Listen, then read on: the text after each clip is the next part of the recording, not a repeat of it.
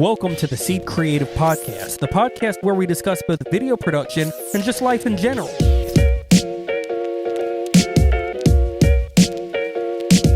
The goal of this podcast is the same as the goal of our business, to make a difference in people's lives. Hello, my name is George Edmondson, and on today's The Seed Creative Podcast, we have producer Nick Golden. What's up? And our guest, Philip Grossman. Hello. Let me just give you one quick understanding of how I view Philip. I view Philip as the most interesting man in the world. And I mean that quite literally. I've been friends with Philip for, several years now on Facebook. And anytime I see a new post, I stalk your photos. I stalk what you're doing, and I'm like, how is this guy so cool? And still alive. And how is he still alive? So now we get to hear firsthand all of the questions that I've been wanting to ask. So honestly, man, the first question, just for our viewers, for our listeners, tell us, who is Philip Grossman? Where do you come from? What do you do? Sure. So again, my name is Philip Grossman. I'm actually, scholastically, I'm an engineer. That's what I went to school, went to University of Colorado, got a degree in civil engineering and architectural engineering, a specialty in illumination engineering, lighting. I initially said, I want to go do lighting for concerts around the world. And my first job, I was doing lighting design for Gap and Banana Republic. Not quite the same thing. And so I left there, went into regular engineering, civil engineering, but I've always been passionate about film and photography. I started, my uncle was a photographer, my grandparents, my great-grandfather, all my great-uncles, they were all into home movies. So it's sort of in the family. And so I started taking pictures when I was 13. And so I always had that passion for it. And then through job careers, I eventually, got a job with Ernst & Young in their media entertainment division. So I got exposure to all of those companies, and that was it, And to me, the media entertainment space is that perfect intersection between art and science. And my wife, Elizabeth, is tired of me hearing this from me, but my father is a surgeon, my mother's an artist, and I'm the middle child. And so literally I'm right brain, left brain equivalent, and they're always fighting to, take the creative and the technical. And that's where, the industry, the media industry for me is that perfect intersection between the two. And then it was always just, I sort of got into the film side of it, or, I've been a professional photographer 8 years or so in about 2010, where people were actually paying me to take photos. And I had a boss and a company who, I loved. He was awesome. He's like, I wish everybody had a boss like that. He was one of the few people I considered to be a mentor. And he's my age, but he's, years ahead of me, in experience. Sure. And he just said that he was had a 5-year plan to save enough money with his wife and kids and go sail around the world. And he decided to do that a little bit early. And it really kind of hit me. I was like, oh my God, Bill's not going to be here anymore at this job. I'm like, I don't know if I want to do this anymore. And at that time, Elizabeth was my girlfriend, it's now wife, said, well, focus on your photography. And that's sort of how it started. I, threw my engineer's hat on and said, what makes, this one photographer better than this other photographer, or what more well-known than this other photographer? And it's really about what they shoot and how they shoot it. And so, I said, well, what could I go and shoot? I'm like, could I go to Europe? Well, everybody's been to Europe. I love mountain climbing. I went to school in Colorado. Could I go to the Everest? Well, people went to Everest. And things sort of all aligned at the same time. So it happened to have been the 25th anniversary of Chernobyl. My family's from Ukraine, originally came at the turn of the century in the early 1900s. I grew up near 3 Mile Island in Pennsylvania. I actually started studying nuclear power, nuclear engineering in college. And so all those things align. I'm like, I'm going to go to Chernobyl. And that sort of started it a decade ago of this sort of adventure cinematography. That's insane. So I want to back up really quickly, just because I think that it's always important, especially if she's listening. I love that you gave that credit to your girlfriend, now wife. I was going to ask the same question. Yeah. I have almost, well, not at all identical, but sort of identical story in that I wouldn't be doing what I do if not for my wife, who was the one that could see like she saw the potential before I did, and so it's pretty awesome, and I appreciate that you gave that shout out. Yeah, and she's great. We both got married later in life. She's an interior designer, does high-end homes, has worked for the same company for 18 or 19 years now. And she's my best and worst critic. Nice. That's perfect. She'll let me know, I'll do a photo. I'm like, I love this. She's like, that's not very good. That's not great, your best dude. work. That's what you need. Yeah. And she's always been that way, and pushes me to get things done, to try this, to try that. She's been with me to Chernobyl several times. She was tired of hearing the stories and then and wanted to go and see it. And it was funny because, so I said, okay, well, we're going to go. So 2013, May, we planned to go. We wanted to go during what was the equivalence of Memorial Day in Ukraine, June 1st, I think, May 1st, or June 1st. Yeah, I think it's June 1st. Anyhow, so, we planned all this, and so can I swear on the podcast? We're going to bleep it if you do. Yeah, because we're clean. I get it. And I'll just tell you, so I reminded her, I said, look, there are no bathrooms there. I mean, this is a defunct city. There's nothing. And I said, and during the day, we're just out, exploring. And so I get this email. She orders these things called magic cones, which are for females to be able to go to the bathroom while standing up. Sure. And all I get is this receipt with, a one-line sentence that this better be effing worth it. Oh, that's so good, dude. And she's gone several times with us, and she loves it, and the people there, and she's met people. There's a story. So the first time that she went, we met Valeri. Valeri so there are checkpoints throughout the zone to gain access to the different sections. And part of it is really around radiation control. That's the overarching premise, is they don't want to have the radionuclides, dust and stuff coming out. So the Lelev gate, the guy who's in charge of it, a guy named Valeri, and he's in charge because everybody wears camo, but he wears camo and a tie.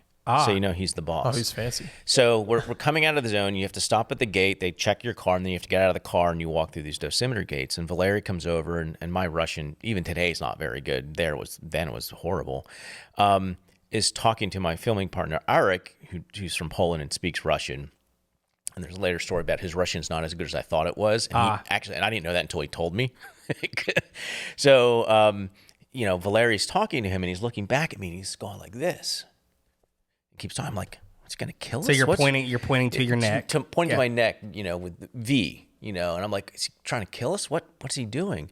And so as we drive, my friend turns around and goes, Valeri wants us to come drink vodka with him. Vodka with him. And we're like, yes.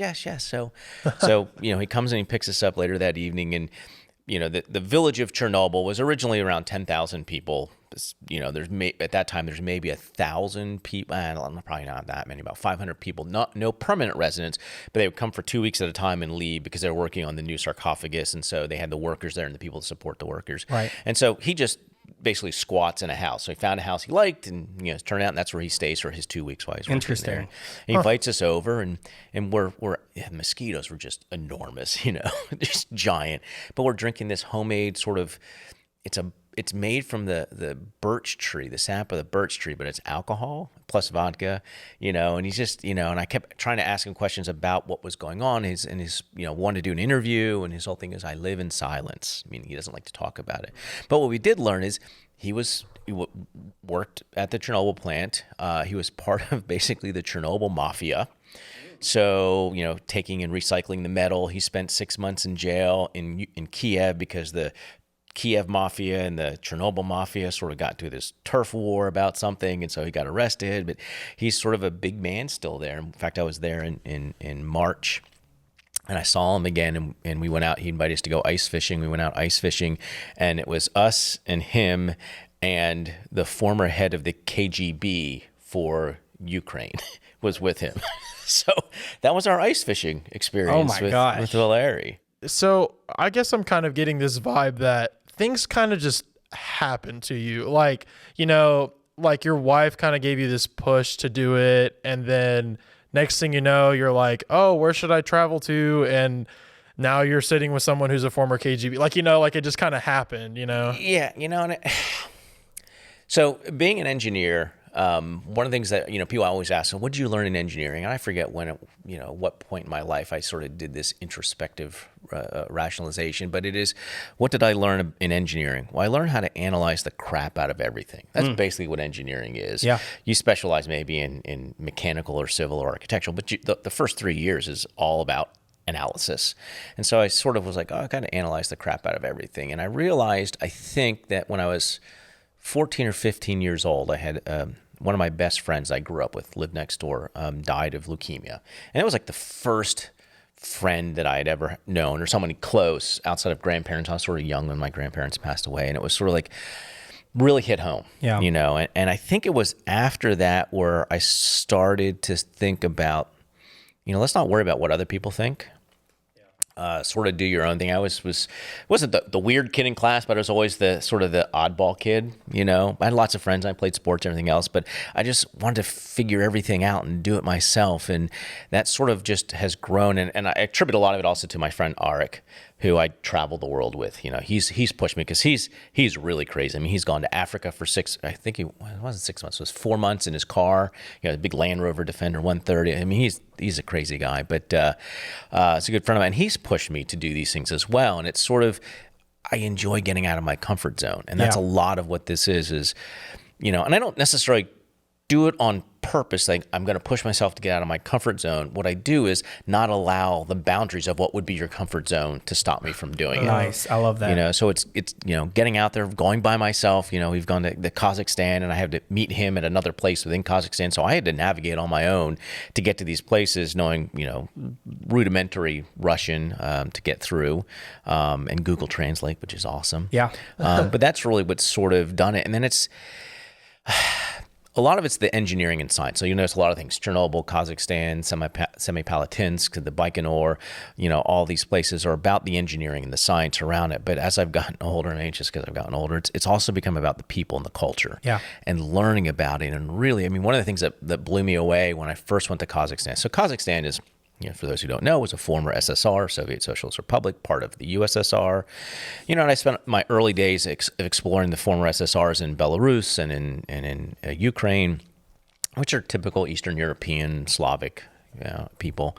I go to Kazakhstan, it's Asian. Everybody's Asian. And it didn't really dawn on me because, stupid American, grew up in school with the Russian, you see the pictures of the Russian. Right. Well, this is far to the east. The Semipalatinsk was only a couple hundred miles from the Chinese border, and the country is Asian, and it's also primarily Muslim, which was interesting. So you would see the minarets, but it's it's one of those things. I call it a non-sectarian Muslim country, and this may be totally incorrect, but it's my view. Non-sectarian Muslim country owned by run by a benevolent dictator. So they try to do a lot for the people, and it was sort of necessary as you came out from the Soviet Union, post-Soviet days. They've done a lot for the country to raise the people out of poverty and to give them modern cities. Nur Sultan finally, I think, retired, and they passed the torch.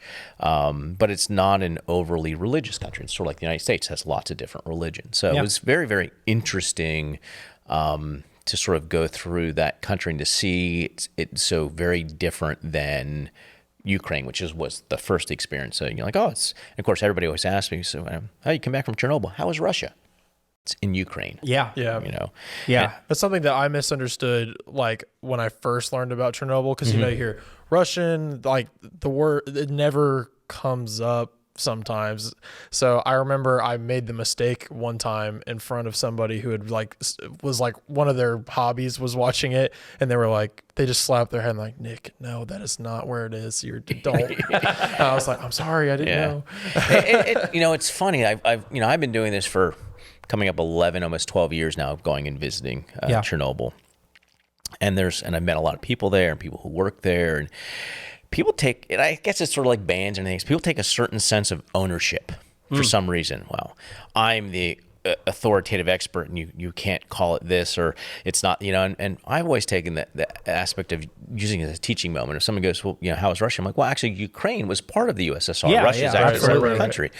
I love teaching, if I had my druthers, I'd probably go be a university professor, but I sort of like what I do now. Yeah. So, but I do go back and I lecture and I do presentations at NAB and at IBC and, Are you going to NAB this year? Yep. Cool. Yep. Okay. Yep. Well, we've thought about it. Yep. All right. So there's a show about Chernobyl called Chernobyl, right? Mm-hmm. So I just want to make sure that everyone listening and watching is clear that he is not talking about the show. He's talking about the real place. Yeah. So, so that's number one. Number two, how accurate would you say from the knowledge that you've gained and the experiences you've had, how accurate has that show been? And have you had any influence whatsoever in footage or just anything like that regarding the show? Sure. So I get that question asked a lot. So how accurate was it? How accurate? So I've read, just about every book I think that's been translated into English or written in English about it. Obviously, I've been there 15, 16 times now, I think, over the decade.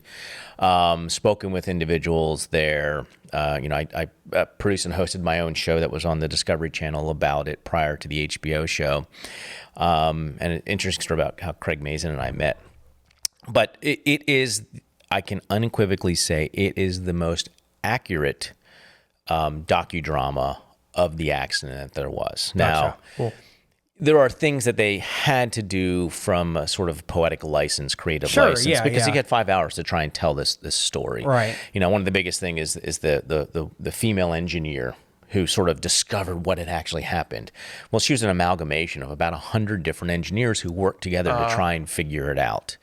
The courtroom trial didn't actually happen the way that it was portrayed, but he used that as a way to explain how the accident actually occurred. That's not how it actually happened. The funny thing is, I met Craig Mazin.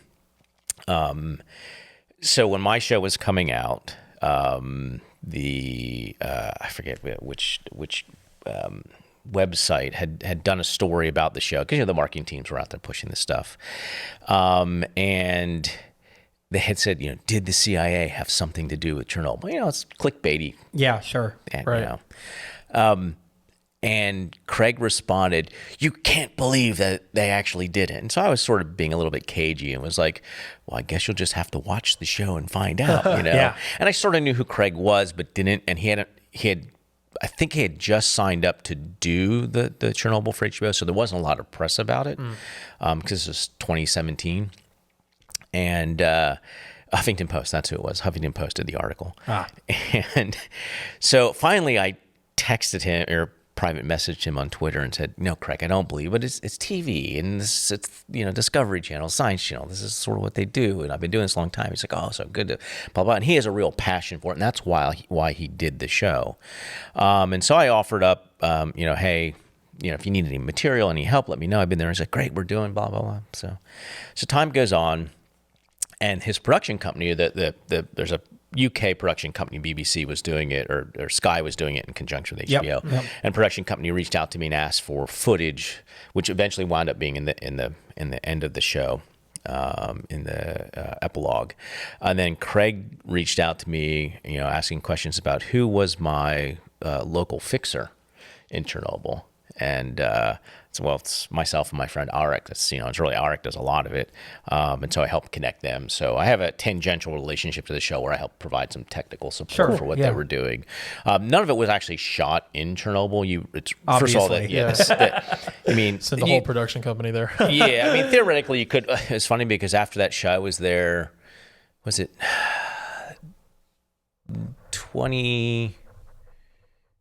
2019, I was there in the fall, and there's a Ukrainian production company shooting there, it was sort of a post-apocalyptic sci-fi thing they were doing, and and I think they were shooting ARRI cameras actually, but it was a full production company, like 30 people there shooting, which was sort of odd, but they were using it more as a backdrop, not as a storytelling device about Chernobyl. So how long how long are you able to be right there in the center? That's exactly what I was going to ask. Yeah, filming. And then we're going to start to pivot into some of the gear you use, but I've got 2 questions before that. So once you're in and you're like ready to hit record, like what is your time frame? What is the PPE required? Yeah. So Actually, can we back up a little before that? How long does it take to get into that location? Ooh, okay. That's a good one. So I work with my friend Arik we get our access directly from the government agencies that manage it. There are tour groups there, and I have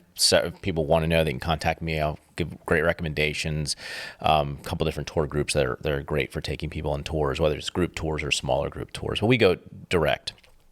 So once we've gotten the permission and the access that we want to get, for me, I always tell Arik, because Arik lives in Poland, is that I have the American tax. I've got an airplane flight, and I've got 3.5 days of additional travel in order to get there. So for me, it's I leave here on whatever day I leave here on, which is usually evening time. I arrive the next day afternoon in Kiev. So it's basically I live in Atlanta, so I go from Atlanta to Amsterdam, which is 8 hours roughly, and then Amsterdam to Kiev, which is 4 hours roughly. I stay in Kiev, land in the afternoon, stay in Kiev. I've been staying at the same Holiday Inn for 10 years now. I used to work for Intercontinental Hotel Group a long, long time ago, and that's why I stayed there the first time, because when I was there, I get friends and family discount, so I was able to stay there, or employee discount. But the people were so nice. I'll tell a real quick story. So on my first trip, or second trip, I had this custom headlight made. And basically a friend in Amsterdam made it. It was 18,000 lumens. And it was basically, took a Ryobi flashlight, gutted it, put a custom LED head on it, and used the Ryobi battery. And like everything else, like most chargers, they're figuring they're 120, 240, no problem. So I didn't bring a transformer. And I get there and I'm going to charge up the couple batteries I bought, and I noticed that the Ryobi charger was 120, didn't have a 240. What kind of charger doesn't have both? Yeah. So got a cab, went into the city to like the equivalent of a big box type store, trying to find, it's Ryobi. Got it in Amsterdam, obviously going to have it in Ukraine. Yeah. No. Really? It's not the same companies. And then I tried to explain in my broken Russian that I knew, and that I was looking for a transformer, and I couldn't find it. So I sort of relegated. And this is the thing you've got to learn as you do these kind of things: is things are going to go wrong, and you can't beat yourself up. You can't blame other people. You just have to accept what's there. The old military: improvise, adapt, overcome. Yeah. And so I went back to the hotel, and I've got enough batteries for maybe an hour and a half with the light. I'm just going to have to really manage it. Right. And it is what it is. And, I've gotten to bed. It was like 9:30 at night. I was exhausted, knock on the door. And the concierge, young kid, he's early 20s, says, "Is this what you're looking for?" And they found me a transformer. Oh, really? Amazing. Yeah. And I was like, this is awesome. Thank you very much. And I'm like, how much do I owe you? Is my gift. And so because of that kind of service, I've always stayed at that hotel. Yeah, cool. For when That's I did my fantastic. TV shows there. So again, how long does it take me to get there? So I get there, get to Kiev the next day. Usually I'll meet Arik and we'll drive. It's only about 60 kilometers, but it winds up being about hour and a half, 2 hours, because it's just not major highways and the roads aren't that great. Getting through the access there, because when we first started, there weren't official tours. And so there wasn't really infrastructure for official tours. A GPRS cell phone was about the best you could get up there. And so we'd cross in and we'd drop off our stuff, and then we'd go and we'd spend a couple days. So from a time perspective, you're not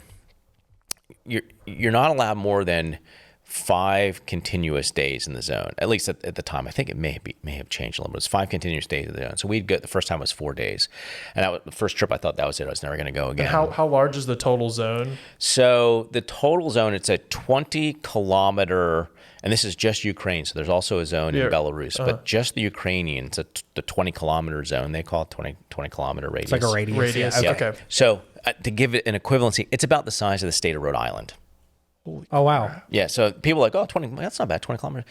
No, It's the size of Rhode Island. That's pretty freaking That's big. insane. No one lives. Well, there's at one time there were about 1,200 Zamoysia. They called it resettlers that came back.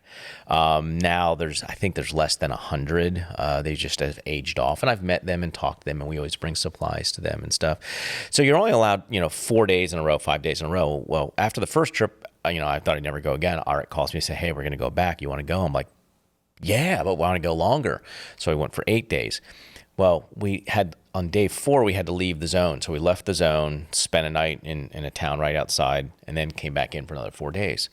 So the next trip, we did the same thing. I think we were going for 10 days. And we found out you don't actually have to leave the zone. You just have to go far enough that the cameras at the gate see that you've gone out of the zone, and then you come right back in. Ah. So that's what we did. We zip that, little zip bit right of a back in. loophole. Yep. So 10 days is 14 days is really the max. That is what the regulations for people who work there. They're 14 days on, 14 days off. Okay. And as far as PPE goes, so first of all, radiation, there's 3 forms: alpha, gamma, and alpha, beta, and gamma. Alpha particles are basically like electrons. Your skin will stop it. Air will stop it. So you don't have to really worry about it. It's if you breathe them in that you got to worry about it. Beta particles are more like helium particle. It's alpha. They can be stopped by your clothing, a thick cotton shirt or whatever. Okay. It's the gamma ones that are bad, that's lead. It's not going to go through it. So in general, the zone levels, Chernobyl itself, the village, which is about 10 miles from the reactor, the levels are about the same as they are in Atlanta. Background radiation. Okay. So it's been washed away over time, and you get half-lives. The cesium-137 is the primary radionuclide that you get in a nuclear reaction.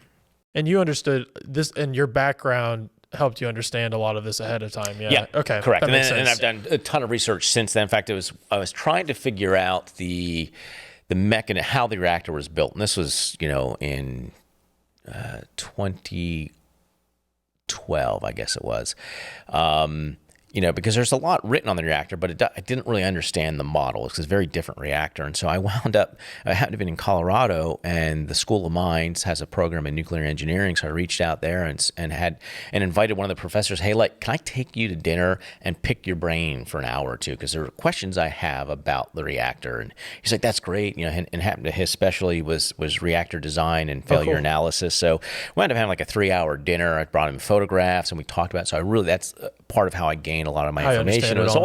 I've always been if I don't know, I'm going to go and try and figure it out. I'm going to go find somebody who knows and just reach out to them and say, "Hey, I'd love to sit down and kind of buy you a drink, a cup of coffee, and just, chat to learn," because that's, oral tradition is great. It's still alive and well. That's how you learn about things, because there's no, just reading a book, at least for me, doesn't give me enough fundamental understanding of very technical things. I like to be able to ask questions. You want to hear the expert explain. And it's that Socratic method, because I'll ask a question, I'll hear part of the explanation, which will, institute another question. "Oh, I'm going to ask you about this." So back to PPE. In general, I'm just wearing, long pants, heavy boots, shirt. There are a few areas that we've gone to that the levels are higher. Basement of the hospital, which is some of the footage that was in the Chernobyl show of mine, because the original first responders uniforms are there. Cool. And so you'll see at the beginning of the second episode where the doctor realizes it's their clothing, because they were trying to get the radiation off. It's their clothing. You see them take their clothing off, and you see the nurses walk down a hall and then drop them, and then the next person comes and drops the pile. That clothing is still there. Yeah. Wow. I've seen the images on your Yeah. And I like to put the number out there because it sounds, it's 10,000 times greater than normal background radiation, which is a lot, but radiation is a time exposure value measurement. So it's, high doses at short periods of time can be dangerous, as low doses at long periods of time can be dangerous. So you're balancing it. So it is, microsievert is the SI measurement. So the normal background radiation is about 0.2 to 0.3 microsieverts. In that basement, it was well over 2,000 microsieverts. And it was funny because there's a Mirion Technologies, which is the world leader of radiation measuring and detection equipment, monitoring equipment. They happen to have a huge office in Atlanta, and I had bought a Maser dosimeter, which was nice. It was decent, but when it got over 2,000, you got this greater than symbol. I'm like, well, I really want to know how much higher than 2,000 it is. Wow. So I reached out, and again, it's that okay, I want to figure it out. So I actually reached out to friends of mine who are Mike Woods, who's a professor in the UK, who's been studying the wildlife in Chernobyl for a decade as well, I believe.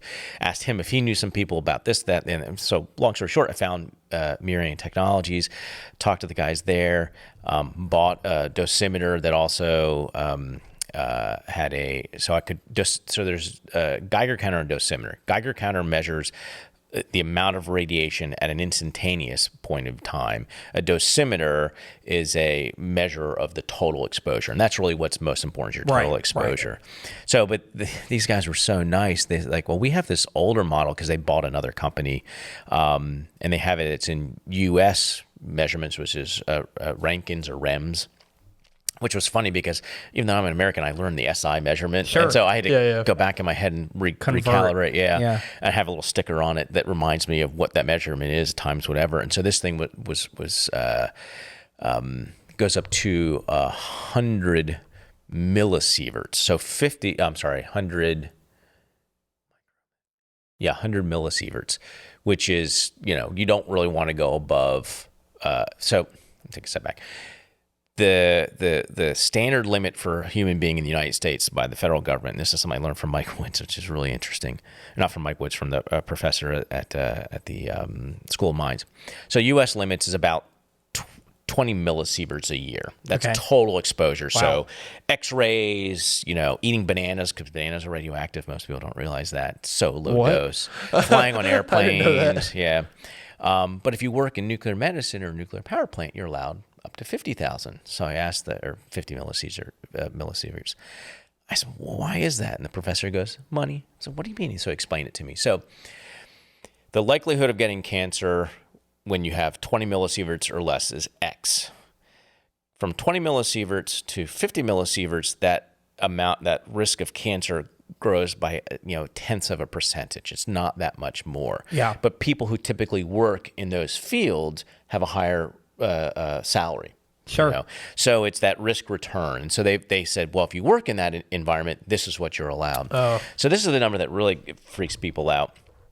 So they go, oh, how much radiation you get? So in the last 5 or 6 trips, I do this each time. So I take my dosimeter, I reset it as soon as I get through the airport X-ray, because the X-ray machine is radioactive. And I measure my flight there, measure the total on the ground, and then I measure flight back. All but 2 trips, I've received more radiation on the flight there and back than I did on the ground, almost by twice. Wow. Because remember, when you go up, there's less atmosphere around you. You're exposed to gamma rays from the sun, from the Big Bang. So, so from a PPE perspective, unless I'm inside a building, inside someplace that's really radioactive, like the basement of the hospital or basement of the Jupiter factory, there, I'll put on a respirator, because if you breathe in the dust that has the radioactive particles on it, it's closer to your lungs. And it's all about energy. So think about it as rubber balls.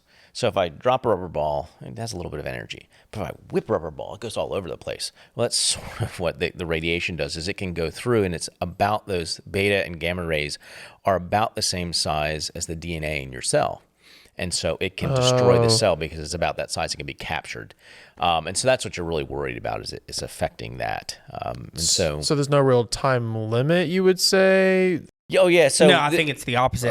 So there is a time limit, but it's just like understanding what the time limit is in each room or each area. Right. So in other words, I wouldn't, in that basement, I wear a respirator, and I wouldn't stay more than 5 minutes in the basement. Right. Okay. I walk through the red forest. So the red forest is an area right next to the reactor. When everything blew up, everything sort of landed in the red forest. All the trees turned red within a day or 2 or 3, which got its name, the red forest. Is it still red? There are trees that are dead. It's become green since then. Okay.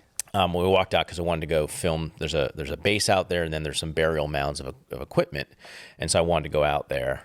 It's also how I know when my wife is nervous, because she'll start to swear like a truck driver. Nice. So she was walking with me once through it, and I'm just like, "You okay? Where are you going?" She's like, I'm like, okay, she's nervous. But we went out there, but in that 1 hour to walk out and back, I received more, and that's just that 1 hour than I did the entire trip, because the ground is still very radioactive. So you try to manage and monitor it. I'm not a complete idiot, and going and licking. Things I find on the ground, things like that. So you, as an engineer, as a scientist, you sort of manage and monitor that. I've received higher radiation levels outside the reactor than I have inside the reactor, with the exception of I got some of the first permission to go inside the new sarcophagus, and got to walk right up to the old sarcophagus, and that was, that was pretty high readings there. Yeah. So it's from PPE perspective. You got to be precautious. Take precautions. You got to be cautious. I want to keep doing this.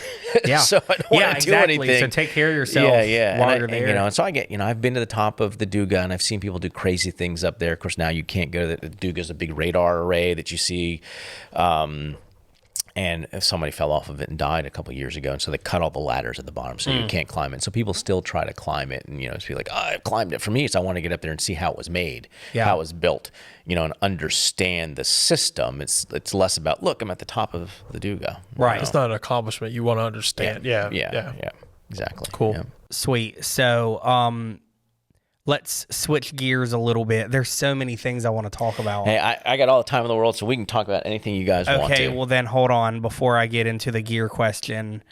Have you, not necessarily Chernobyl, but I know that there are other sort of adventures and excursions that you've had where, you're out for days, you have no service, stuff like that.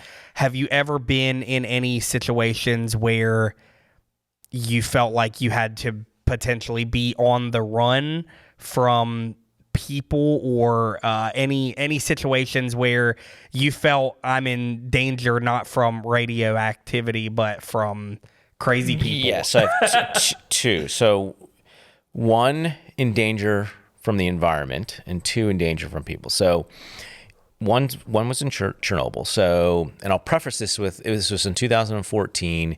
It was 3 days after the Malaysian airliner was shot down by the Russians in eastern Ukraine and Donetsk region. I got off the airplane. I'm going through security.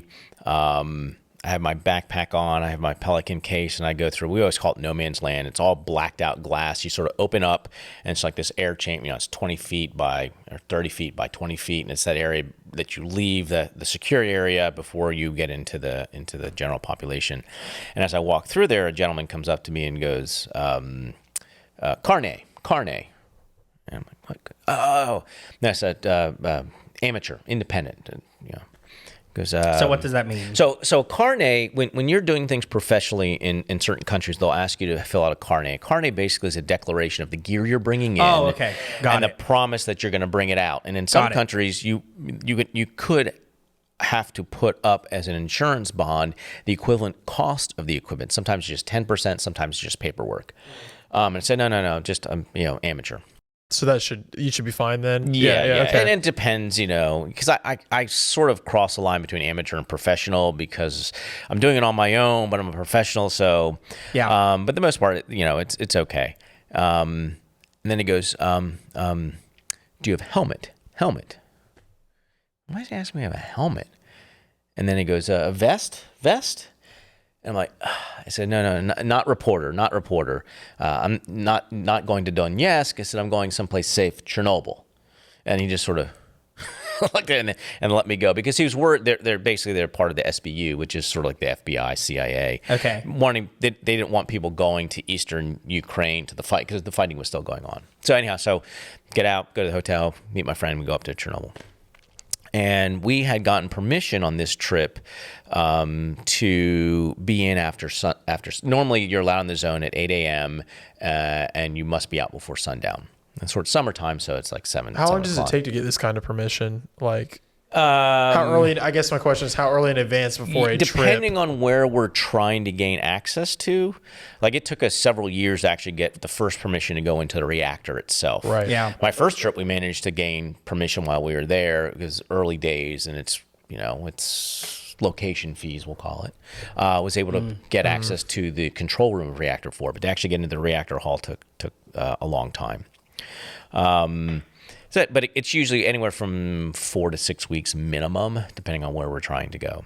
Okay, that's not as bad as I thought. Yeah. I thought you were gonna say like 3 months. No, it can. So like to get permission to the reactor took several years of continually asking different people. Then the people we were dealing with either got fired or left, and then we would have to start over again. And but in this trip, so we had permission to be in at night. So I decided I want to get a really good photo of the sun setting, and using some web-based tools, figured out the best location was standing on top of the roof of what was reactors 5 and 6. So Chernobyl, there's 4 main reactors that were built. Reactors 5 and 6 were under construction at the time. The original plan was to have 12 total reactors to provide all the power for Ukraine. So we're up on the roof, and it's sort of, you're not really supposed to get on the roofs, but again, this was early days, so really wasn't a lot going on.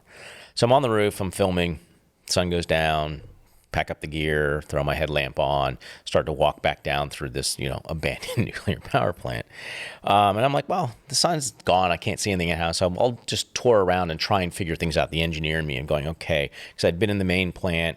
Well, this hall is over here, the blueprints. Okay, it's trying to find the control room effectively. And I found it and I filmed. And when I came out of the side of the building, all of a sudden there's flashlights in my face and people yelling at me in Russian. And I'm like, "Я понимаю по-русски, я понимаю английский, yo понимаю английский," which means I don't understand Russian, I understand English, do you understand English? And they're like, "Да, немного," which means yes, a little bit. And they put their guns down, and I held up my camera like, photographer. Come. So go back to the vehicle. So their guns were drawn. Yeah. Oh my gosh. Rifles, yeah. How many people were there?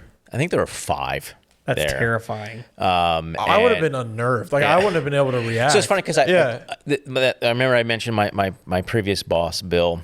I called him up and I told him about the experience. And I said, it was really kind of odd because when that happened, I became very calm. Yeah. Things sort of slowed down, and I could sort of see things going on. So that's because my Russian was horrible, but for some reason I remembered "Я не понимаю по-русски" means I don't understand Russian. "Я понимаю," I understand English. Because I'm assuming the key is not acting like you're doing something wrong because you're not. Yeah. So we get back to the vehicle, and there's the lieutenants there, and the Russian military hats are giant hats, man. They're funny. I'm sorry. In his uniform, smiling, and I just said, "I'm gonna take my backpack off. Don't shoot me, please." Turns out that's the only English he knew. No matter what I said to him was please. So very polite. Yeah. So I was like showing him my iPhone. I'm like, I'm just taking pictures with my iPhone. Yeah. There happened to be a photograph of I was shooting with an FS700, Sony FS700, an Odyssey monitor, 4K, and he's like that. I'm like, just for marketing. Of course, he didn't understand it. So he goes and gets the commander. And my friend's like, we got to show them something, they know. And I'm like, I'm taking cards out of my bags and dropping them on the floor of our car, because I didn't know what they were going to do. Yeah. So I grabbed the Odyssey and I grabbed my GH4, which didn't connect at the time. And I just, this, and goes, oh, okay. And so I took the GH4 and we sat down in the office and went through and had to delete every photo of the reactor. Oh, wow. And I said, well, I'll just delete them all. He's like, no, you can just reactor. Okay. So we spent like an hour going through those, and I'd signed some papers and went back to the place we were staying and restored them all. Sure. So that was it. So it turns out, because of what was going on in Donetsk and the Russians, the SBU, which is sort of like their FBI, CIA type organization, were on high alert because there's still a lot of nuclear waste there. Worry about people coming and stealing. Oh, yeah. So they had seen us. Their sharpshooters or snipers had seen us on the roof. Oh, and didn't know who we thank were. goodness they didn't shoot. Yeah. Gosh. So that was the one my about. Gosh. That is so crazy. Dude, you could have been. Oh my gosh. And then the one where nature almost got me, and this was a relatively recent. In 2009, we decided we were going to go to Uzbekistan. So there's a place in Uzbekistan called Aralsk 7. Aralsk 7 was the USSR's chemical biological weapons factory. It was an island in the Aral Sea in the 50s when it started there. Well, the history of the Aral Sea is the Russians diverted the rivers flowing into the Aral Sea, which used to be I think the second or fourth largest ocean or sea, like Lake Michigan, that's high. And they diverted the water for raising cotton.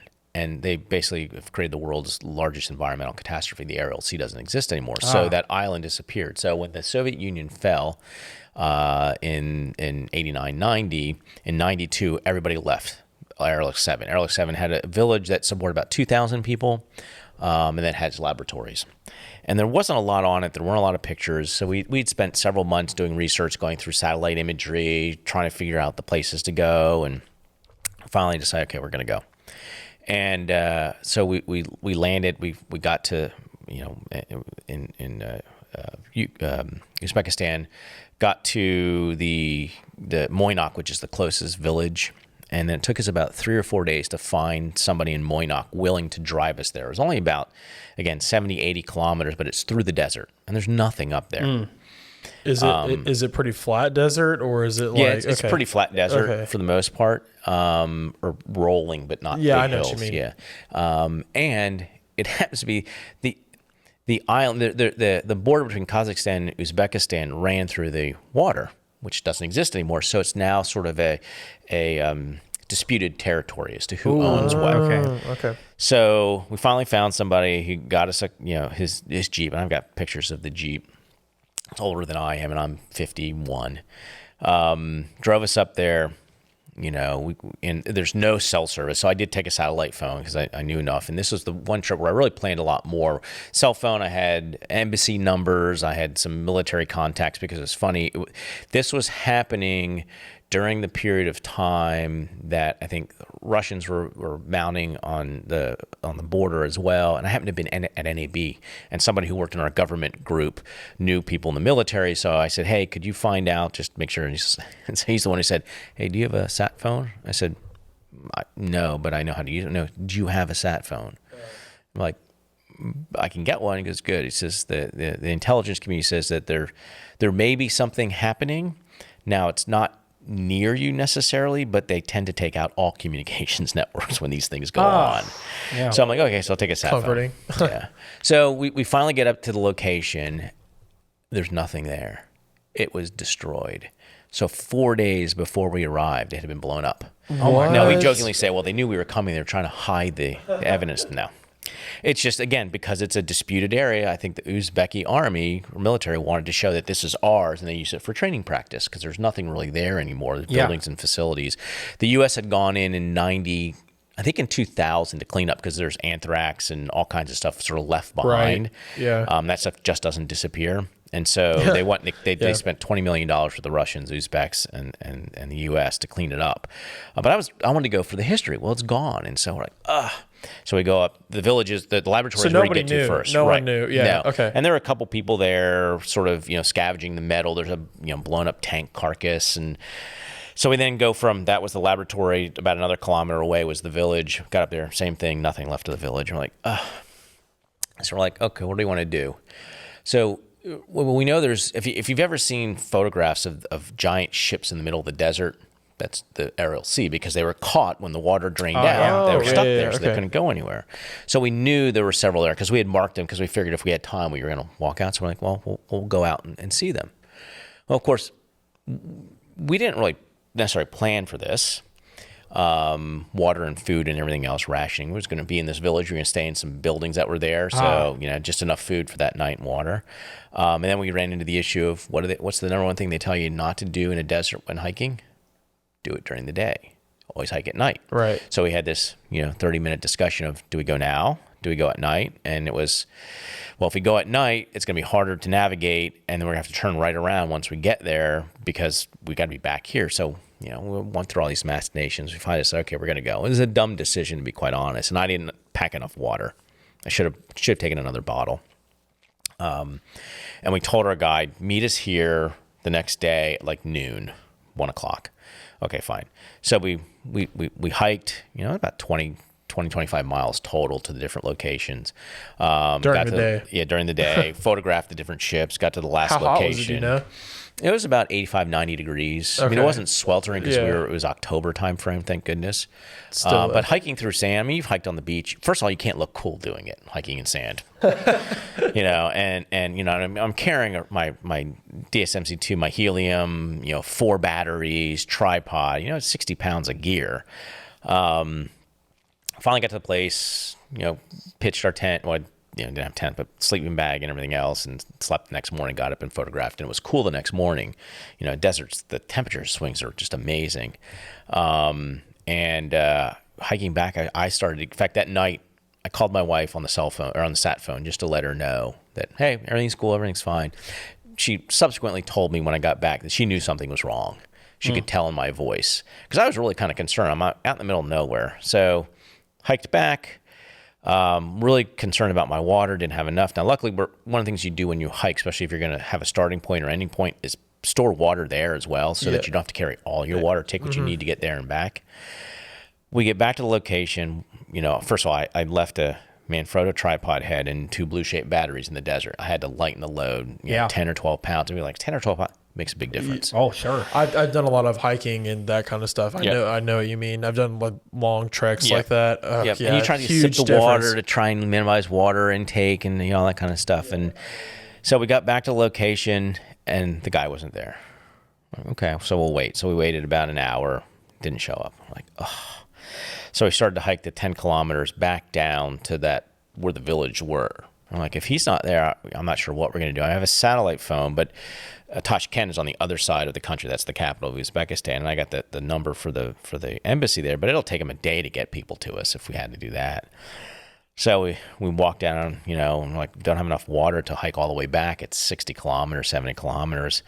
Luckily, we got back to where those people were. That's where our guy was. He was hanging out with the other guys that were there that were scavenging metal, because the military had been up along the border, and he didn't want to get caught with his vehicle up there. I'd never been so happy to see somebody I did not know in my entire life. Wow. It was like, and then, of course, we got back down to Moynock, and it turns out that the airport in Moynock was closed. A whole bunch of stuff was going on. And so we wound up, I did call the embassy, and they said, well, we're not sure when it's going to open again. It's sort of an independent province. You're best off making it to Tashkent, flying out of Tashkent. So Tashkent's 30 hours away. So we literally took a cab. 10 hours, 3 different cabs, 10 hours each day. And then we'd take a day, and we basically followed what was known as the Silk Road. That couldn't have been cheap. $130. Really? I've had That's it? Uber rides in New York that cost me more than that. Yeah, an Uber from That's here insane. to like Hoover, in Tuscaloosa to Hoover is like $110. Yep. And part of it's because all their vehicles run on methane. In fact, when you go to the gas station, you have to get out of the car because of the methane.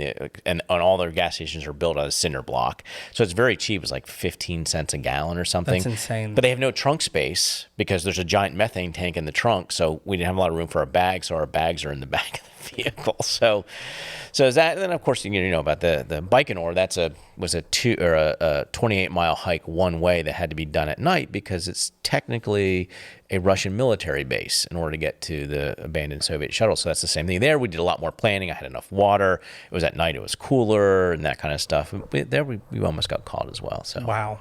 So we've got about 20 minutes left before I need to start getting on, do some other stuff. So switch gears really quickly. So you talked about gear, and that's a perfect segue into this. So talk about the importance of obviously planning, but also how gear plays a role in what you are able to do, what you're capable of doing.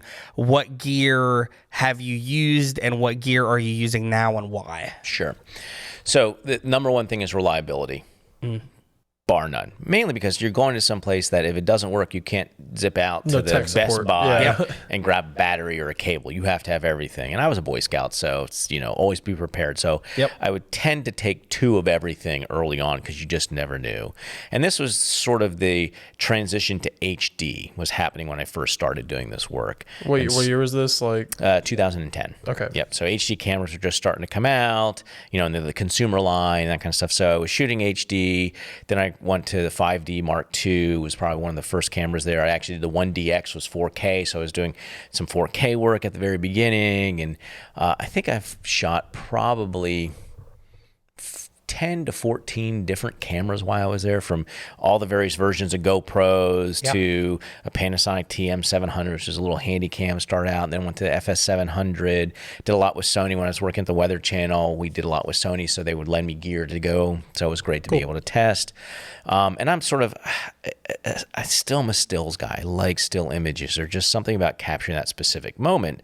But you know, my cinematography has really grown as I started doing more and more of this work. So I'm sort of balancing the two. So I wind up always taking stills camera and motion camera.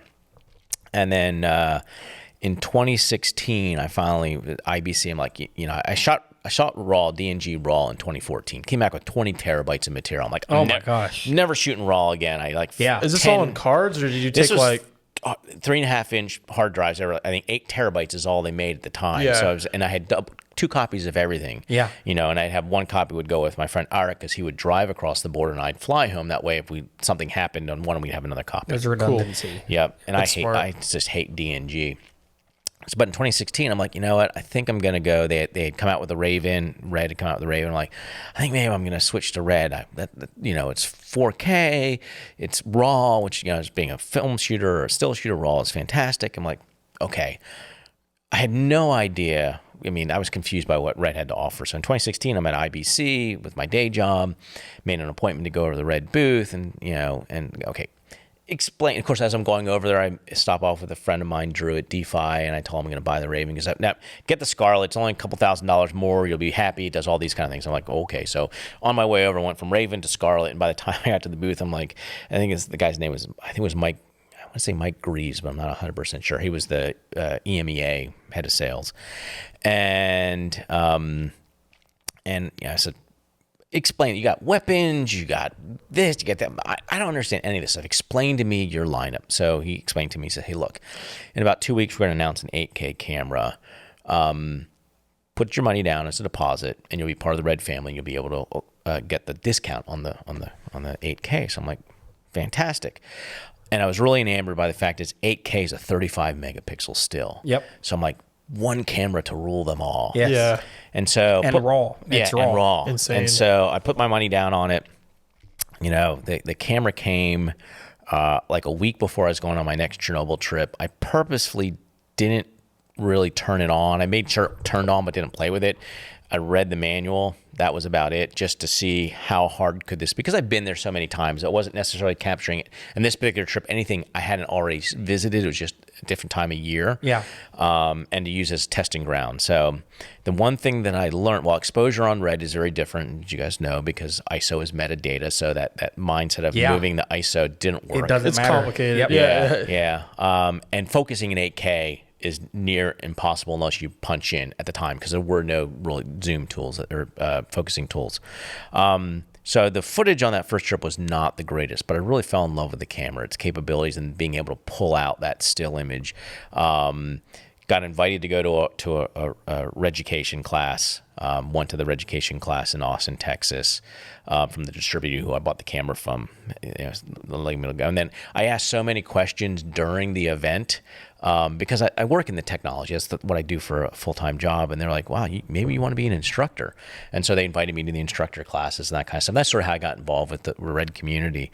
And so I still a Canon shooter for stills. And so I take my Canon 5D Mark II, Mark III, and kept trying to just take the Red DSMC2, which is a fantastic camera, but it is big. And the batteries that go along with it, it's just the amount of weight. I mean, carrying 60 pounds across the desert in Kazakhstan because I needed 4 batteries for 2 days of filming.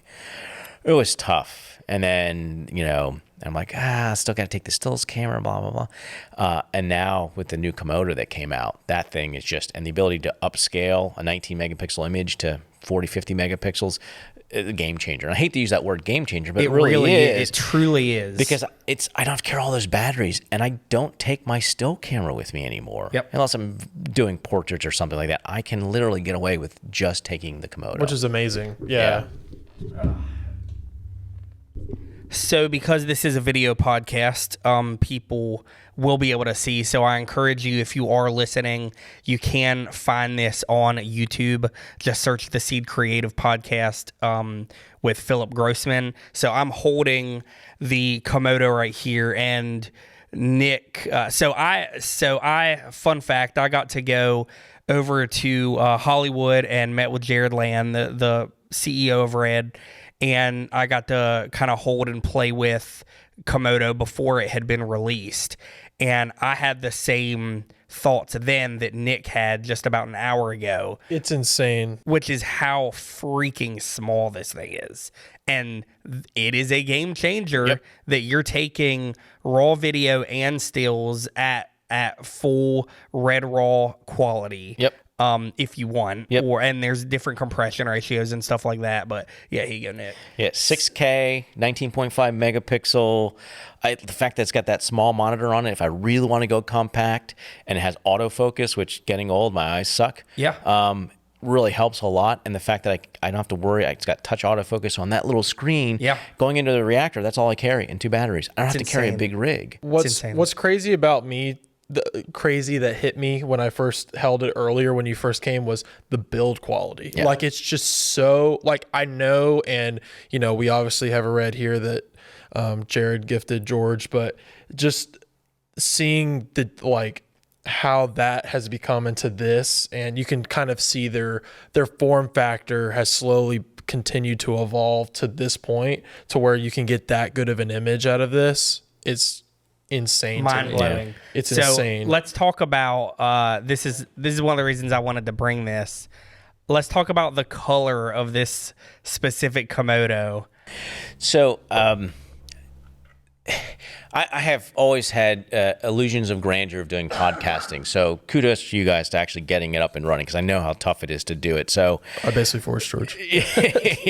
So I was like, well, I always want to have a conversation. I know Phil Holland, I know Jared. I'm like, love to have a conversation about how Red started and that kind of stuff. Which we have Jared scheduled. Well, he's going to be. He's already confirmed that he will talk to us, so we'll get to talk with Jared as well about I'm psyched the Red for story. Yeah, so that's because I love the history of things. I'm a history buff, obviously, with the stuff I do. So the idea was going to do this interview, see how it went, had Phil Holland on as well, chatting. And during the conversation, Jared asked about, think about custom colors or doing colors for the thing. And so if those who don't know, Red's normal model is the first production released cameras are white, known as the Stormtroopers. And it's a small run of cameras.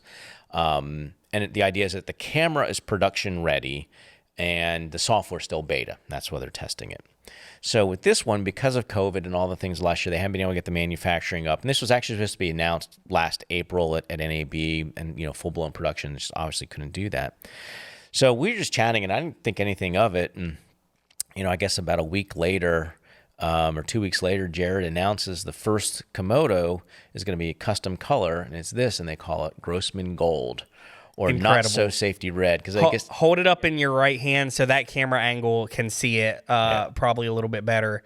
Yeah. So Grossman Gold. So how did that make you feel when you first saw that? I was first of all blown away, because this the one thing I really like about Red is that they treat me like I'm Scorsese, or it's like they don't treat you any different because of the work they do. You guys probably do more production work than I do. My stuff is mostly personal and some corporate stuff, but they treat you just like you're a top cinematographer. And it really is sort of that family feel with the company, and that's what really impressed me, is I can get a hold of any of them, and then of course Jared's been great, and I would send him unique photos from Kazakhstan and stuff like that, and I've invited him to go to Chernobyl. So we're trying to see if we can't make that happen, because he liked to go. And so he created the first one, and I was like, I was completely blown away. Did not even think about it. I think they make 10 in each color, I think. So they did this. They did a Balcom Blue, which Scott Balcom got his named after him. And I forget the other kind. I apologize. The other company that has the yellow. I forget the name of the company that they did. I know what you're talking about. It's Squid something. Squid. They do like fire stuff, right? Yeah. But for me, so again, it goes back to one of the things I like about it. It's very customizable, and I like to go. George just dropped his iPhone. I wanted to look it up. He just made our guest lean down to get his phone. That's fine. So it's all about, hey, if I can't find what I need, I'm gonna make it myself or find somebody to make it. So the cage that's on here is made by 8 Sin. Polish company, great guys, Tomas. And their original cage, I liked it. It had just about everything I needed, but it was missing a few pieces. Right. Like I've extended these arms, had them put a couple more holes in, because for me, it's all about how can I rig it quickly and de-rig it to be able to get out. And so I asked them, can you guys make me a custom heat, make these changes? I did some CAD drawings, sent it to them, and they made me custom changes. It was basically the cost of the regular cage, and made me a couple dollars more. So now I have a custom cage on here that really allows me to manage and mount all the things that I need to do whenever I need to do them. Yeah. And that's what I love about That's the the most camera. important thing. So Yeah, and then of course, I don't know if you've seen these, but Breakthrough Photography has started making. yeah, I did. Yeah, I was the drop-in noticing. NDs. Drop B. So this is their clear. I have the ND. The ND is amazing. And what's one thing I think I always tell people when people ask questions about exposing on the Red, because it is a different way of exposing. The best way to do it, at least for me, that I found, is set your aperture and shutter speed at whatever you want from a creative perspective. I leave my ISO at 800, maybe 1280, depending on which camera. And then I use ND to adjust my exposure. That's what we do. Yep. Because that Exactly. is going to guarantee you, and then for me, the exposure is you get it to where you just turn on the stoplights. For those who don't know, Red has stoplights. The stoplights indicate, they initially come on at I think about 2% of when you've saturated the pixel, or you've blown it out, you've clipped it effectively. And so I get to right to where I get one or two of those to clip, and then I back it down a half a stop. That way I'm almost guaranteed to have the maximum dynamic range of the camera. And having the screw-on filters for the longest time was great, but so much work. I had to make sure I had step-down rings. I don't know how many trips. Exactly, yeah. I'd be ordering new step-down rings, but the Breakthrough ones are just pretty amazing. The fact that you just drop them in there, any lens on there. I kept thinking, I'm going to go RF native. I have so many EF lenses. There's no real reason to go RF native and lose that capability. I was interested to see, because I didn't know whether you used EF or RF. So Yeah, so I'm an EF guy. I used the RF 15 to 35 because of the IS on it, but the 16 to 35 EF is my favorite lens of all time, the Mark III, because of what I do, dark spaces and small dark spaces. The IS didn't give me enough value, did not give me more value than the drop-in filters gave me. So I'm like, I'm going to stick with that. Sick Foodie Yellow. Yeah, that's it. Yeah. So I found it. It's SIQFUTI. Just wanted to make sure we got those. And I think that originally was it Bye Bye Blue, and then and then maybe it got dubbed Balcom Blue. Yep. Which I like Balcom Blue. Yeah. That's pretty awesome. That's cool. We need to have Scott on here as well. So I love the camera, and it's also the battery. The fact that it went to a standard, a smaller form factor battery. And what's nice about it is I can now pack multiple of those batteries. One, I really have to worry about the airline issues, and I can pack them in different bags if necessary. Yeah. And that's that little case. I found these little EFA cases or EVA cases, and each one of those is 4 to 5 hours worth of juice for both the camera and the monitor. Incredible. So I just packed two of those. and the on a case is trip. basically the size of one V mount battery from before. Yeah. Yep. Yeah. Smaller than a V mount, thinner. Yeah, Yep. for sure. Yep. So it's for me, I hate to use the word game changer, but for the work that I do, this is a game changer. It's so small. I can carry it like a regular sort of medium format camera. Yep. Slap handles on it when I need it, and it's red image quality. Insane. Yep.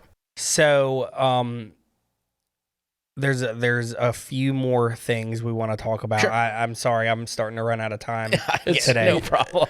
I think we should. I have two things to ask you. That's kind of our wrap up questions. And one thing that we were joking about earlier that we wanted to mention was we saw apparently a picture of your dog went viral or something about that. We saw the picture. Yeah. We'll put that picture up on the video. So that podcast. picture's gone viral several times. It's been seen about, I think, 4 or 5 million times last count. So he is a Great Pyrenees. His name was Schultz. He passed away unexpectedly at age 8. Oh no! A couple years ago, my wife and I started a foundation called the Schultz Foundation, where we raise money and people who rescue Great Pyrenees and then train them to be therapy dogs, because they're amazing therapy dogs. We basically give you a grant. We reimburse you for the training. And so we've got 4 or 5 that have gone through the program that we've reimbursed them for. And so Schultz was our first one, and he was an amazing dog. And he crawled up on my lap. He was 18 months old in that picture. I was sitting laying on the couch and he decided to crawl up into my lap. We had just adopted him a week or two before, so I think he was just like thankful. And my wife took that picture, and so it's usually every 4 to 5 months it goes on one of these threads, and so it came up yesterday. One of my friends out in Colorado tagged me in it because you guys have gone viral again. Yeah. That's How much did that dog weigh? In that photo, he's about 140 pounds. He got up to 165. That's more than Gavin, I'm pretty sure. And we have definitely. Yeah.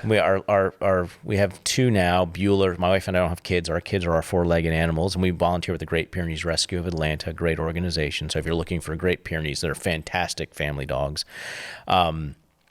We have a Bueller who is 135 pounds, and his sister Lucy, who's about 80 pounds. And she's tiny for a peer, and Bueller's a little large for a peer.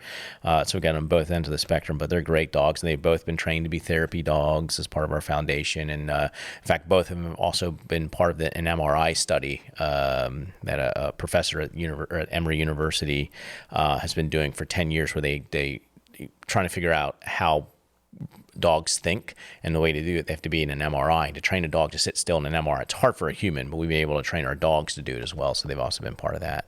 So. Okay, so I lied. I actually have 3 questions. Okay. So question 2, before I have a little wrap-up question that I didn't tell George about, but that's like I want to ask all our guests the same thing. So you brought this. You were mentioning you brought this piece of paper. I guess it's the certificate, whatever it is. What would you like to explain? Yeah. So, whenever we go to Chernobyl and Pripyat, we're exploring the buildings and the various things. And we came across one of the former government buildings, and most things have been picked through and removed. And we actually found, buried deep in one of the basements, a crate that contained these certificates. So this is actually a certificate that would have been awarded to an individual who helped. So they call it the liquidation of the effects of Chernobyl. That means the cleanup of Chernobyl. And so this would have been a certificate given to somebody who had volunteered, and that's a whole different story, whether they volunteer, but to come up and help clean Chernobyl, to remove, they had to remove all the top 3 centimeters of soil, wash down the buildings, remove all the stuff from the ground. And if you watch the HBO thing, you'll see they call them the liquidators. So this would have been a certificate given to somebody who volunteered to do it, who had direct work, because it actually says in here, for direct actions in the liquidation of Chernobyl, and it has the one character from the HBO documentary, Sharena, his name is on here, Boris. So cool. Yeah, and so I found several of these that were still in good shape, so I wanted to give one to George as a gift. Yeah, this is so cool, so epic. We'll have to get it framed. Yeah, absolutely. Podcast gift. So there you go. If you're watching the video, you can see it a little bit probably. But yeah, thank you so much. I have one more question. Sure. I keep saying I've got to go, but then, and you can just answer this with just this or this: Final Cut or Premiere. DaVinci Resolve. There you go. All right, Nick, what's your last question? I knew he was going to say that. I think I did too. I think I've seen your stuff. Yeah. Although I've worked on it. I'm actually Media 100 is what I started with many, many years ago. Switched to Premiere. Final Cut came out. Loved Final Cut. Final Cut 10 happened. Became a Premiere user. Yep. A lot of people did that. Yeah. Started doing HDR work, and unfortunately Premiere it's at that time, its engine is just, and we work with them professionally with our engineers in my day job, just wasn't hacking it. And I've been using Resolve for doing some coloring, and then its editing started to really come along. So I switched over in 15, and when 15 came out, and I'm a Resolve person now. I love it. There you go. Gotcha. All right, final question. This is pretty unrelated to anything, but we did a podcast episode that would have been the one that came out the week before this one. We're recording them out of order for those who wonder how podcasts are made. And it was all about movies. And so I'm going to give you a tough question that I'm going to make myself answer when we record the next podcast. So I'm putting myself on spot too. But if you had to pick a or a couple, and you don't have to go into very much detail, but favorite movie or movie that inspired you the most, what would that be? So I don't know how I would say, I don't know whether I'd say this inspired me or it's my favorite, but I'll tell you the movie that I've watched over and over and over again, and it should be on any cinematographer's iPad, desktop, whatever, is a documentary called Side by Side. If you haven't seen it, Keanu Reeves, I think it was done in 2012, 2013. Keanu Reeves narrates it. And they talk to the who's who of cinematography, and it's about the transition between film and digital. And that period of time. And I was already doing work in this area, so it was one of those things that, wow, this thing is really, and they talk Dinkins and you name it, and they're in this show. I think there were still the Wachowski brothers at that point in time before the sisters, but they're interviewed in it. I think it was actually one to transition, the other one was in the process. But talk to them, and it's so funny to hear, one person go, "I'm never going digital." You got to pull the film out of my hand, and then somebody else goes, I feel like I have to call film up and let her know that I found somebody better. That's funny. So that is one of those. That's really cool. I have never heard of that. I just wrote it down. We'll watch it. Yeah. I mean, watch it. It is one I watch it over. I wish they would make a new version, we're 6-7 years past when that one was done. The technology has changed so much more. It'd be interesting to go back to those original cinematographers and find reference what they said versus how they feel now. Get the people on spot that said they would never and see if they do it still. Yep. That's I think funny. Jared Land should work with Philip Grossman and George Edmondson on figuring out a way to get this documentary That would be awesome. made. And of course, they talk about Red because Red's one of the first to do the digital. Yeah. They interview various people. They talk about doing the Facebook movie and the fact that he's like, we got to put these cameras on the front of the boat. What are we going to do? And he goes, oh, we'll just make it out of carbon fiber. When are you going to have them? He goes, I've got 2 on my desk right now. Pick them up. It talks about, it's an amazing, sort of historical perspective of film too. And so there's that one. And then there's another one, I think his name's Mark Cousins, who did one for the BBC. I think it's called The History of Film. And I'm sorry I've heard of that. I think I've seen pieces of that. Yeah. And Mark, forgive me for this if you watch the podcast. I love watching it. And I don't know if Mark's actually the one who narrated it, but the Irish accent always sounds like you're asking a question. So we're going to have some film.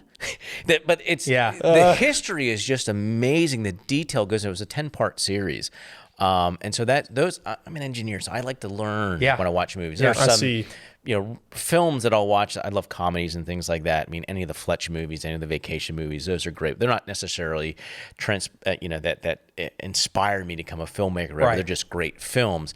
These really fixated me because of the technology. They look at the technology behind it, and that's very interesting. And it'd be interesting for somebody to do something very similar that is from a cinematographer's point of view of how you do cinematography. Because it's one of those things, and I forget the name of the movies now. There were 2 movies that came: The Darkest Hour and it was the actual battle, and I can't think of it right now. But it's crap. I've seen that movie too. They always say you should watch The Darkest Hour first, then watch that film because you'll understand the other one. I can see. I know exactly what you're talking. Dunkirk. Yeah, there you go. Dunkirk. I couldn't think of the word. Because he does it backwards. I mean, the timeline is backwards, and for me, it's always one of those things. Is it really necessary to do a film like that? It's like time travel films are always difficult to follow.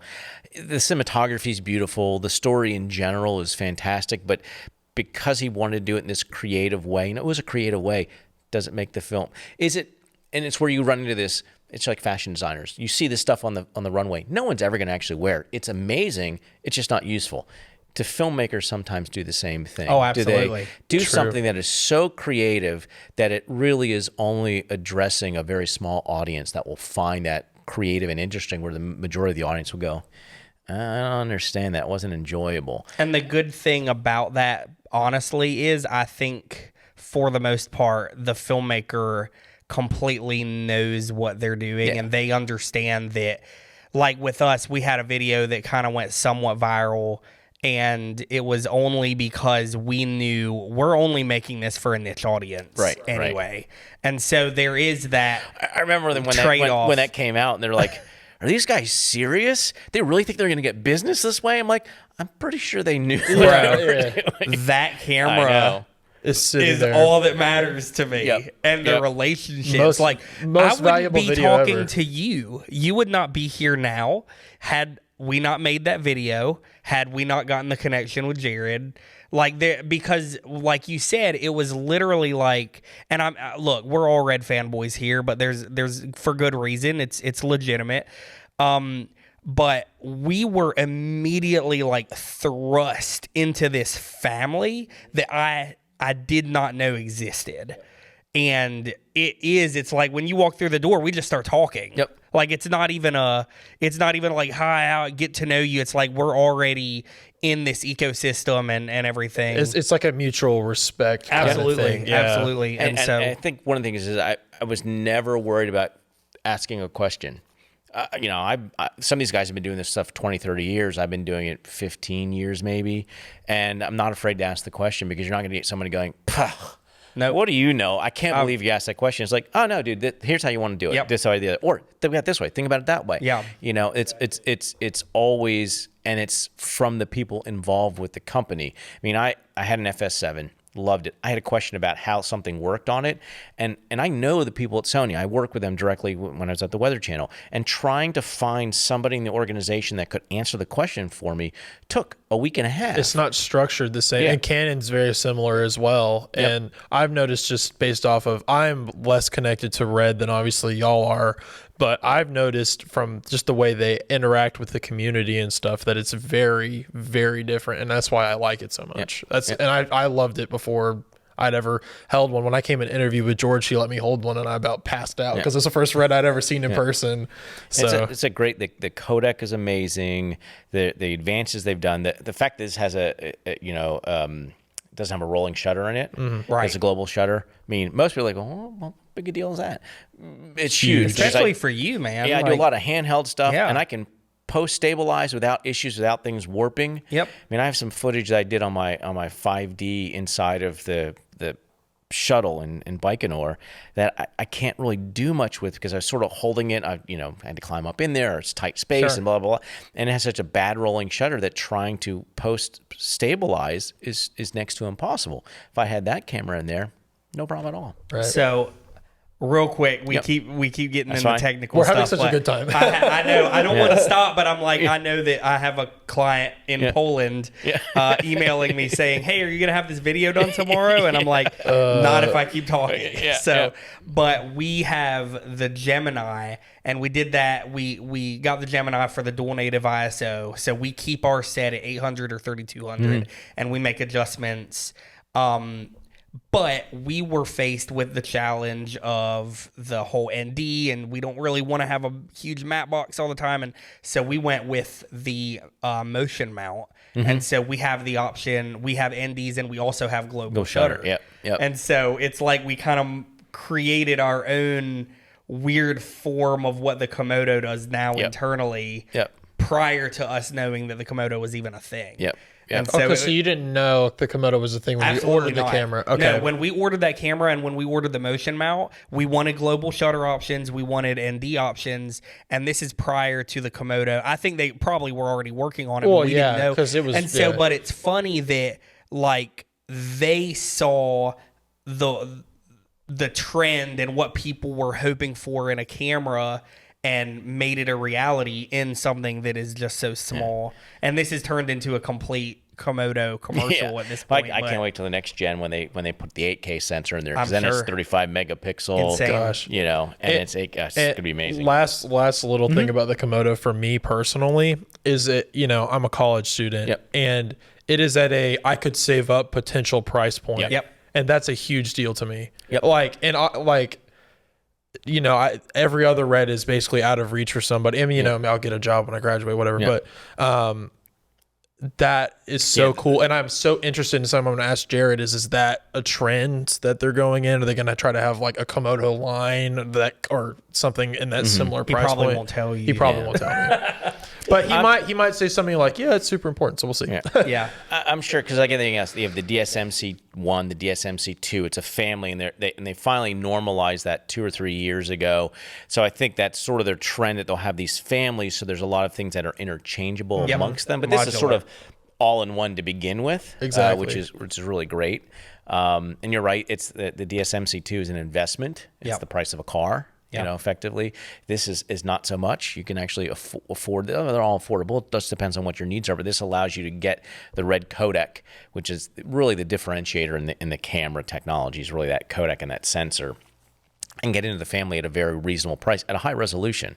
You know, you always have that black magic versus red versus, you know, all these other things, but I've just really liked the capabilities of that camera and this form factor. And it's, like I said, I hate to use the word game changer, but for the work that I do, it really is a game changer. And I'm not worried about dropping it and not working. I've seen the photos of these things posted, that these things have been blown up and everything else, and they keep running. Yeah. Yeah.